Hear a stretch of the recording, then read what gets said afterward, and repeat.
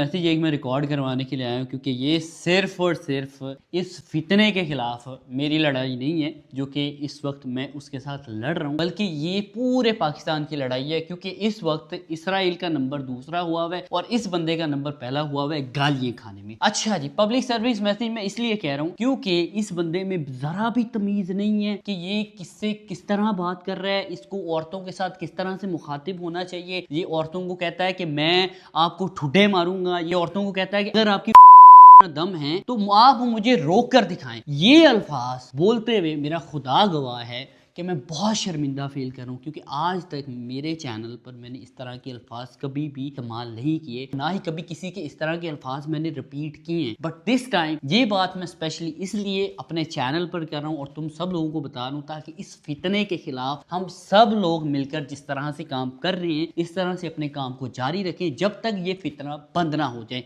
ये कहते हैं ना कि मैं हूँ रजब फैमिली, ये रजब फैमिली नहीं है, ये फितना फैमिली है। एक और चीज़ बताता चलूँ कि ख़ानदानी और बदनस्ले बंदे में फ़र्क ये होता है कि जो ख़ानदानी मर्द होता है ना, वो कभी भी किसी की फैमिली को टारगेट नहीं करता, वो सिर्फ और सिर्फ मर्दों की लड़ाई लड़ता है। इसीलिए जब हमारे जो एडिट्स बनाने वाले हैं या हमारे जो फॉलोअर्स हैं या हमसे मोहब्बत करने वाले लोग हैं वो इसकी फैमिली के खिलाफ एडिट्स बना रहे थे, तब तेरी सो कॉल्ड बहन ने ही उनको कॉमेंट करके कहा था कि प्लीज़ प्लीज़ प्लीज़ आइंदा के बाद मुझे और उसकी बहन को कभी भी इस तरह की चीज़ों में नहीं लेकर आना। दरअसल एक अदद हमारी ही वो बहन है जिसके साथ जुल्म हो रहा था, सितम हो रहा था। जब भी हम किसी का घर विजिट करने जाते थे, किसी दावत पर जाते थे तो हम फील करते थे इस चीज़ को, इस औरत की इस घर में टगे जितनी इज्जत नहीं है। वो एक शख्स वैसे कह रहा था कि उसने हमें तकरीबन कुछ महीनों से ना इग्नोर करना शुरू किया हुआ है, लेकिन असल हकीकत आज की इस वीडियो में बयान करूंगा कि उसने हमें इग्नोर करना शुरू नहीं किया बल्कि हमने उसको इग्नोर करना शुरू किया, क्योंकि हमें एहसास हो गया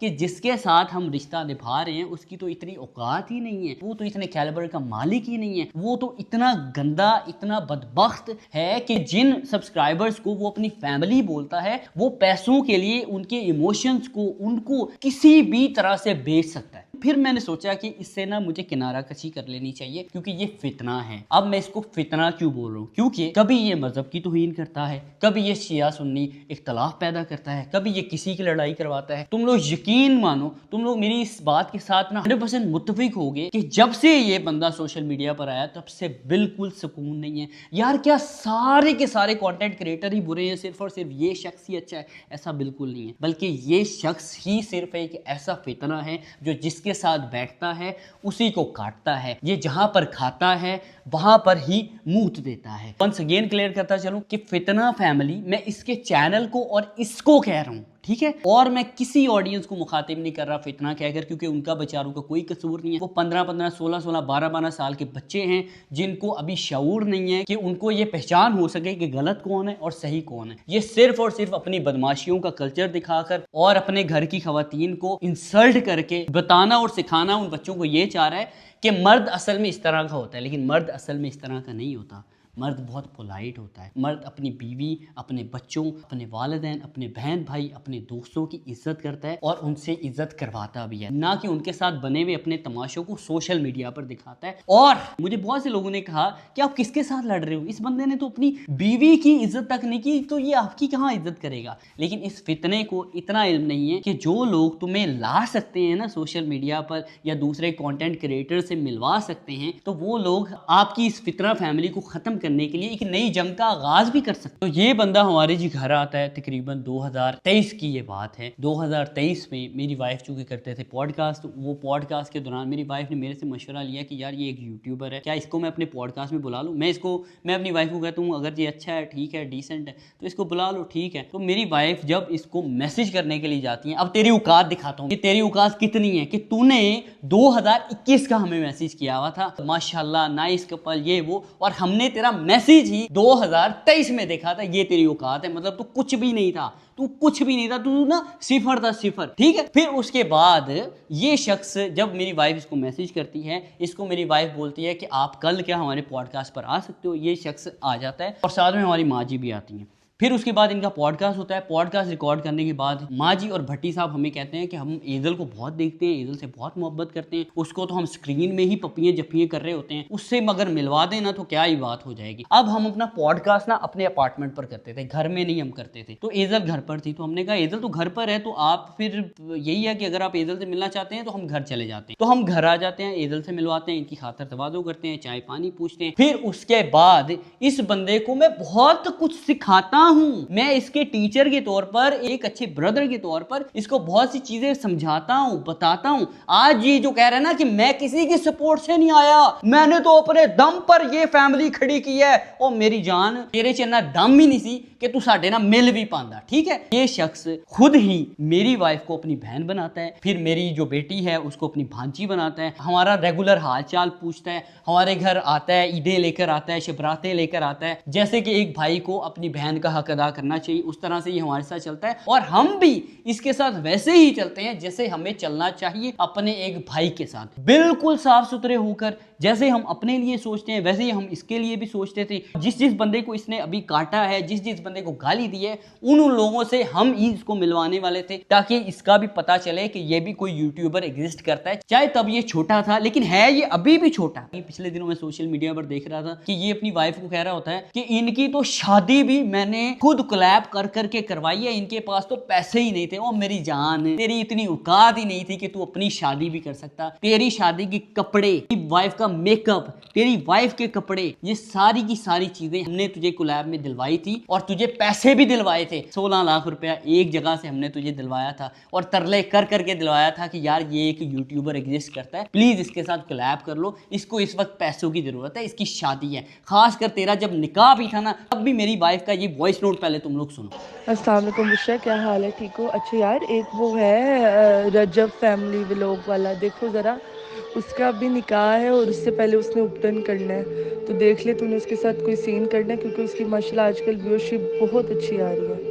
तब भी मेरी वाइफ एक ब्यूटी प्रोडक्ट वाले को मैसेज करती है स्पेशली इस बंदे के लिए, और अभी कहता फिर कि मुझे तो किसी ने कुछ सपोर्ट नहीं किया, मैं तो अपने बलबूते पर आया हूँ, इनकी तो उसमें इतना। मैं ना ये लफ्ज बोलते हुए भी शर्मा रहा हूँ कि यार किसी औरत को मुखातब करते हुए आप इस तरह की बात कर सकते हैं? नहीं कर सकते। एक खानदानी आदमी तो खास तौर पर नहीं कर सकता, लेकिन बदनस्लें जिनको अभी तक यही अंदाजा नहीं हुआ कि हमारी कास्ट क्या है, वो इस तरह की बात जरूर कर सकते हैं। फिर तेरे इवन निकाह पर भी हमने तुझे कोलैब के जरिए पैसे दिलवाए ताकि तू निकाह अच्छे तरीके से कर पाए। अब अगर तू वाकई ही कोई इंसान है, इंसान, खानदानी तो मैं तुझे नहीं बोल सकता, ये सारी बातें जो मैं अभी कर रहा हूँ ना, इनके मुतालिक कुरान उठाना, और कुरान उठाने के बाद अपनी वीडियो में इस बात की गवाही देना कि मैं अगर एक भी बात झूठ बोल रहा हूँ। इस बंदे को सिर्फ और सिर्फ पैसे की लालच है, ये पैसे के लिए किसी को भी बेच दे, वो चाहे कोई भी रिश्ता क्यों ना हो। मैंने इसका हिसाब तभी लगा लिया था जब इसकी पहली फाइट हुई थी। इसने मुझे कहा कि भाई मैं ना 50 लाख रुपए इस बंदे से ले रहा हूँ, मुझे पता मैं फाइट लड़ लूँ, मैं चूंकि खानदानी आदमी हूँ, मैं कभी भी कंट्रोवर्सीज में नहीं पड़ा, मैं इस तरह के फेम को थूकता भी नहीं हूँ जो किसी के साथ लड़ाई झगड़े के बाद हासिल किया जा सके, चाहे वो फेम हो या पैसा हो। मैं इसको कहता हूँ कि भाई नहीं करना, तू अच्छे से चल रहा है, प्लीज अच्छे से चल। इसने कहा तुझे नहीं पता चौधरी, पैसों का मामला है, पैसे यार पैसे आ जाएंगे, 50 लाख रुपया थोड़ी अमाउंट नहीं होती। मैं इसे कहता हूँ यार तू जिस बंदे को सपोर्ट करने लगा है वो लोगों को ना चूना लगा रहा है, वो बच्चों से पैसे बटोर रहा है, 40-40 50-50 हज़ार रुपए कोर्सेज बेचकर। प्लीज ऐसी एक्टिविटी कोई ना करना। तेरी पब्लिक है, तेरे पर इत्मीनाद करती है, तो उनके इत्मीनाद को नहीं तोड़ना। ये मुझे कहता है कि यार चौधरी तन्नू नहीं पता, तू बच्चे दा बच्चे ही रहना है चौधरी, मैं घर बनाना है यार, भावें लोगों दे खून ना बनाना पे, मैं घर बनाना है, मैं किराया ते रह रह के थक गया यार, मैं बड़ी औखी जिंदगी वेखी है। और मेरी जान, तेरी यहाँ से ही बदनस्ली मुझे तब शो हो गई थी कि तू जब कह रहा था ना कि मैं किसी भी हाल में घर बनाना चाहता हूँ, मैं किसी भी हाल में ये करना चाहता हूँ, मैं किसी भी हाल में वो करना चाहता हूँ। एक खानदानी आदमी जिसके माँ बाप ने मेहनत की हो, मेहनत से उसको पाला पोसा हो, वो कभी भी इस तरह की सोच का हामिल नहीं होता। वो हमेशा मेहनत करके कुछ बनाने का हामिल होता है, वो कभी भी लोगों को एतमाद को तोड़ता नहीं है। मैं इसे पूछता हूँ कि यार क्या किया, कम अज कम तू ये लड़न ही लग गया है ਉਹਦੇ ਨਾਲ, ਤੇ ਉਹਨੂੰ को मुक्के सुनने मार के हरा भी देता। तब ये उसी टाइम मुझे बेड पर कहता है कि चौधरी है ਜਿਹੜਾ डाला ਮੈਨੂੰ रैप्टर ਲੱਭ ਰਿਹਾ ना, ਐਂ ਜੀ नहीं ਲੱਭਦਾ ਹੁੰਦਾ, ਤੇ ਹਾਰਨ ਦੀ ਵੀ ਗੱਲ ਹੋਈ ਸੀ पहले, ऐसे वास्ते मैं उनको कुछ किया नहीं है, मैं हार गया। और इसकी जो ऑडियंस है वो इसके लिए रो रो कर मर गई, वो इसके लिए दुआएं कर कर के मर गई। तब मैंने इसके मुंह पर लानत भेजी कि लानत हो तेरी शक्ल पर, ये 40-50 लाख रुपए ना कंटेंट क्रिएटर जिंदगी में बड़े देखते हैं, हजारों देखते हैं, लेकिन वो कभी भी इस तरह की हरकत नहीं करते कि वो किसी को कुट खा लन। एदा मतलब तू कल पैसे वास्ते ते कुछ भी कर लेंगे, तेन कोई कहे ना कि ते पैसे देवांगा ते कपड़े अपने ला दे, तो तू तो कपड़े भी ला देंगे। तब ये चुप कर गया था। और तू सारे कंटेंट क्रिएटर्स को कह रहा है कि तुम लोगों के बंदे 10-10 सालों से काम कर रहे हैं, लेकिन मेरे जितनी अभी भी उनकी औकात नहीं बन पाई, उनके पास मेरा पैसा नहीं है और मेरी जान।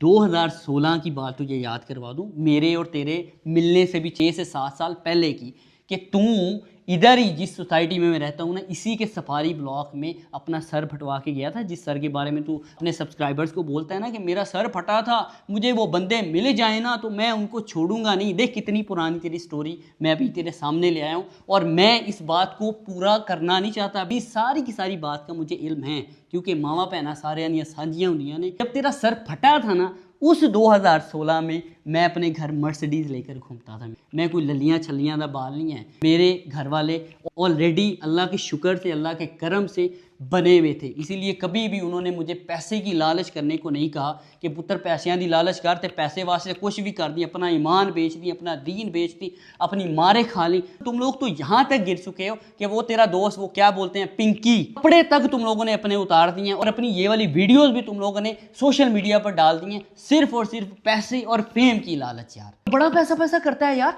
उन पैसे के नाल इज्जत खरीद के वहाँ ना नहीं खरीद सकता मेरी जान, गालियाँ ही खाएगा और ता क़यामत गालियाँ खाएगा तू। इनके सर पर तू उछलता है ना, वो भी हमारे अपने ही है। एक सेकंड ये 1 सेकंड लगेगा, तुझे नहीं ना पता, मैंने कभी ना शौकिया नहीं मारी सोशल मीडिया पर आकर कि मेरा ख़ानदान कौन सा है, मैं कहाँ से बिलोंग करता हूँ। मैंने कभी अपनी मामे चाचों का लाइफस्टाइल नहीं दिखाया, शौकिया नहीं मारी, क्योंकि असी पिछों रजे हैं। अगर असी पिछों भुखे होंगे ना, तो साढ़े कोई थोड़ा जिहा जो पैसा आना सी ना, असी तेरे यार पुत्र जाने ला ला ला ला ला ला, वो पता नहीं क्या हो गया भाई, ओए ये दुनिया में अकेला अमीर पैदा हो गया है जिसको पैसे के साथ साथ शोहरत भी मिल गई है। अब इसके पाँव तो ज़मीन पर लग ही नहीं रहे, ये बंदे को बंदा समझ ही नहीं रहा। जब किसी की बहन को आप कह रहे होते हैं ना कि 150-150 रुपया लिए ने, उनको भी तकलीफ होती होगी। इसीलिए इंसानियत थोड़ी सी अपने अंदर पैदा करो। एक और बात मुझे यार याद आ गई, इसने जब अपना पहला घर बनाया था ना, इसके पहले घर में भी फर्नीचर इसका दिलाने के लिए मैं इसको अपने साथ लेकर गया था अपने दोस्त के पास, हनान के पास।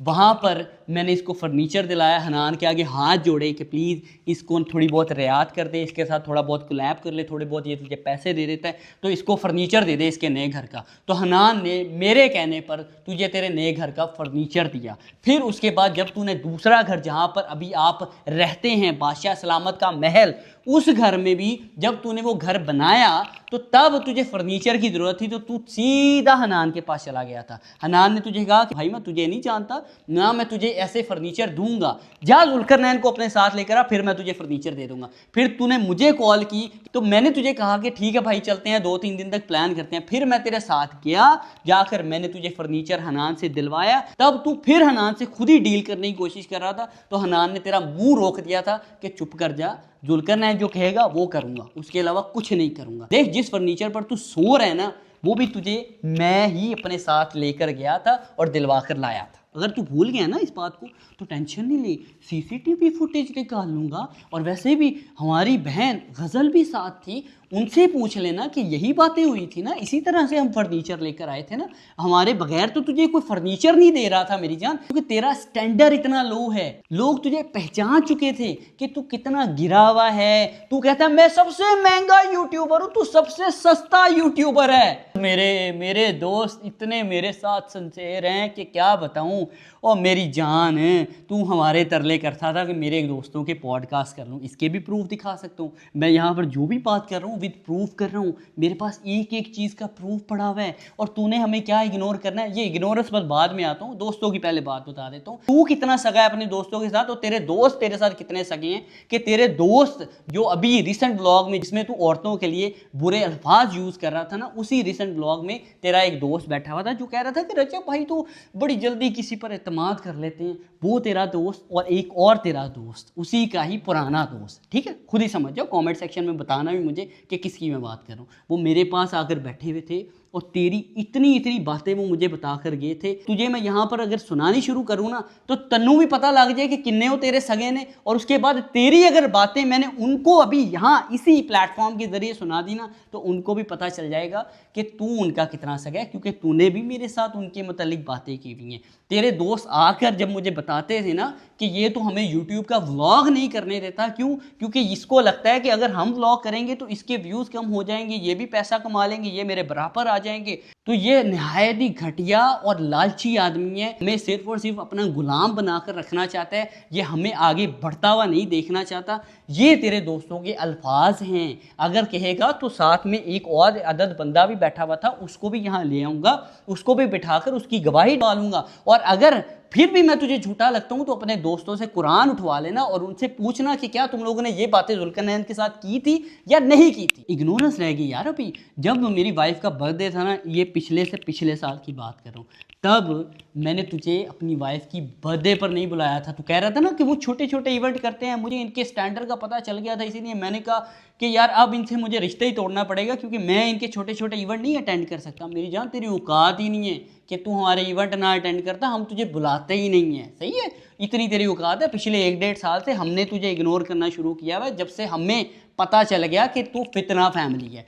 फिर उसके अलावा बताता चलूँ कि इसको मैंने अपनी वाइफ की बर्थडे पर नहीं बुलाया, लेकिन मैंने अपनी दूसरी बहन, इनकी भी बहन है गज़ल बहन, उनको मैंने बुलाया, उनको मैंने इन्विटेशन शेयर किया। फिर उसके बाद उनका मुझे वॉइस नोट आता है। अगर इस बात पर भी एतबार ना हो तो भी कंटिन्यू रखूँगा, अगर तुम सुधरे नहीं, अगर तुम तमीज़दार अल्फाज जितने कंटेंट क्रिएटर्स हैं उनके लिए इस्तेमाल नहीं करोगे तो फिर टू बी कंटिन्यू में तुम्हारे वॉइस नोट भी चला दूंगा, जिससे तुम्हारी औकात का लोगों को अंदाज़ा हो जाएगा कि तुम्हें वो नहीं बुलाते थे तुम, लेकिन अपनी बहन को कहकर मैसेज करवाते थे कि वो रजब भाई को तो इस चीज़ का अंदाज़ा ही नहीं है कि कवल की बर्थडे है, तो वो कह रहे हैं मैं तो जा रहा हूँ, मुझे तो इनविटेशन ही नहीं आया। तो फिर मैं ढीठ पड़ जाता हूँ कि यार देखो ये मुझे खुद बोल रहे हैं कि रजब को मैंने इनवाइट नहीं किया, नहीं तो इनको खुद ब खुद अंडरस्टैंड कर देना चाहिए कि हम उसको नहीं बुलाना चाहते, क्योंकि वो अपने कुछ लफंडर दोस्तों को हमारी फैमिली गैदरिंग में ले आता था और हमें वो चीज़ बर्दाश्त नहीं थी। तो इसी बात पर फिर मैंने वॉइस नोट किया, वो भी मैंने झूठ बोला कि ये थोड़ा सा ढीठ ना फील कर जाएं, क्योंकि मैं एक अच्छे दिल का इंसान हूँ, इसलिए मैं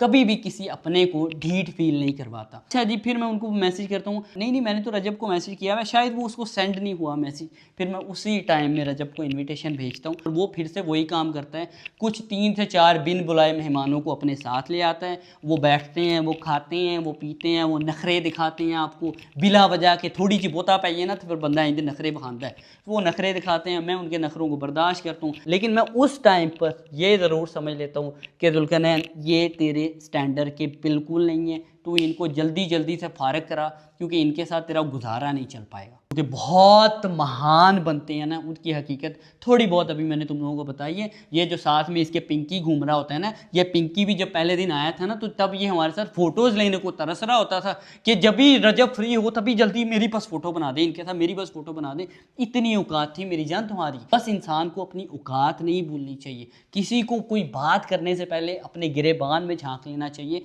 कि हम क्या थे। हम ख़ानदानी लोग अपनी औकात नहीं भूलते, हमें पता है कि हम आज से 10 साल पहले क्या थे, हम अभी क्या हैं, और हमने लोगों के साथ कैसे मिलना है, कैसे हमने लोगों के साथ पेश आना है। जितनी भी बातें मैंने की हैं ना, इन सारी की सारी बातों का गवाह अल्लाह ताला की ज़ात है।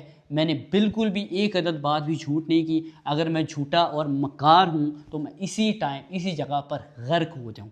बस मैं तुम लोगों के साथ ये बातें इसलिए कर रहा हूँ, खुदा रा इस फितने का खात्मा करो। इस फितने ने आज जो गंद किया है ये कल भी यही गंद करेगा, ये यही गंद करता आया है। अगर तुम लोग इसकी हिस्ट्री देखो, ये अभी से नहीं, ये 2016 से गंद करता है। ये तब भी इसी तरह से लोगों के साथ अकड़ता था और मार खाता था। हज़रत अली अलैहिस्सलाम का कौल है ना कि जिस पर आप नेकी करो उसके शर से बचो, और ये है वो मुनाफिक शख्स तो हर नेकी करने वाले के साथ ज़्यादती करता है, उनकी इज्जतों को पामाल करता है और अपने आप को बड़ा दिखाने के लिए किसी दूसरे को छोटा दिखाता है।